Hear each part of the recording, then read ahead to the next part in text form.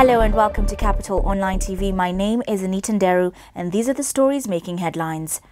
Autopsy results released Friday afternoon show that the late Homa Bay Senator Otieno Kajwang had coronary artery disease, which led to his death on Tuesday night. Government pathologist Dr. Johansen Odwor says the post-mortem has shown that he had an enlarged heart. The tests further show that one of his blood vessels was narrow. Doctors who examined his body also noticed that there was massive erosion of his stomach as well as external injuries that are not visible to the naked eye. Siaya Senator James Orengo, who spoke to reporters after the pathologist's briefing, says that an analysis has also shown that Kajwang had some broken ribs, a fracture on the sternum and a dislocation of one rib. Kajwang will be buried on Friday next week. The late Honorable Otieno Kajwang had a very enlarged heart because there was a history of him being hypertensive. So the main findings were actually on the heart. There was what we call a myocardial infarction. Myocardial infarction is a condition whereby some part of your heart die off because of poor blood supply. One of the blood vessels in the heart was narrowed because of cholesterol. So there was a previous scar on the heart, which means that he had had one before. But now this new one, it's one which killed him because it was in an area in the septum of the heart. This area is usually a passage of the nerve. There are Purkinje muscles which help in the regulation of the heart. And what actually happened is when the infarct affected this area, that's when he had this condition and passed on. So the main cause of death is a myocardial infarction due to myocardial infarction due to what you call coronary artery disease. Yeah. Meanwhile, a woman has emerged claiming to be the second wife of the late Homa Bay Senator.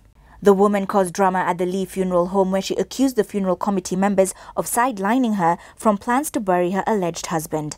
The woman, who claims to have been married to Kajwang for the past 19 years, says they have 2 children.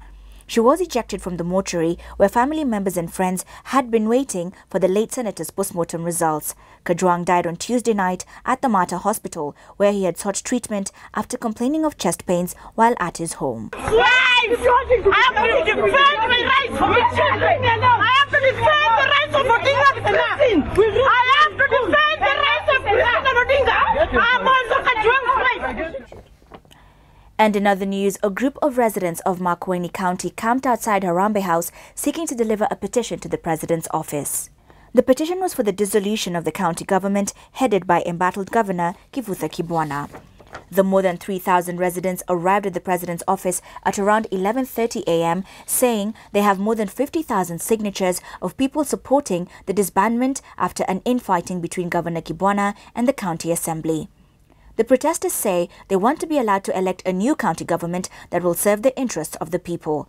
The wrangles in the county have been pitting Kibwana against the MCAs who impeached him and his county executive committee members last month. This is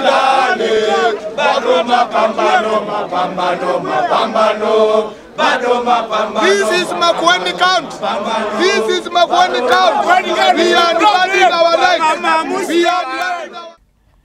And on the business news, National Treasury Cabinet Secretary Henry Rotich has defended the government's plans to have the country's debt ceiling increased from 1.2 trillion shillings to 2.5 trillion shillings. Rotich says the 2.5 trillion benchmark is aimed at accommodating the already made commitments from financial partners to fund Kenya's development projects over the next 6 years. He has allayed fears that the state borrows carelessly since it is protected by the ceiling and put a burden on the taxpayers. Rotich also says increasing the ceiling protects the state from borrowing locally, which would lead to increase in the cost of credit for Kenyans. The CS statements come even as legislators via the Budget and Appropriations Committee in the National Assembly maintained that they would not approve the executive's request until they are convinced that the move is necessary. And on the sports news, the Kenya Cup Weekend program kicks off this Friday night when Strathmore hosts Mean Machine at the Nairobi Impala grounds. All eyes are fixed on the Gong Road Derby between Queens and Impala that kicks off at 4 p.m. tomorrow at Arif UAA grounds, with the hosts seeking to bag a 3rd win on the bounce after opening their campaign with bonus wins over Black Blood and Machine. This match will be preceded by an equally feisty encounter pitting Homeboys and Western Bulls with a 2 p.m. kickoff. That's all we had for you today. For the latest on these and other stories, log on to www.capitalfm.co.ke/TV. I'm Anita Ndero.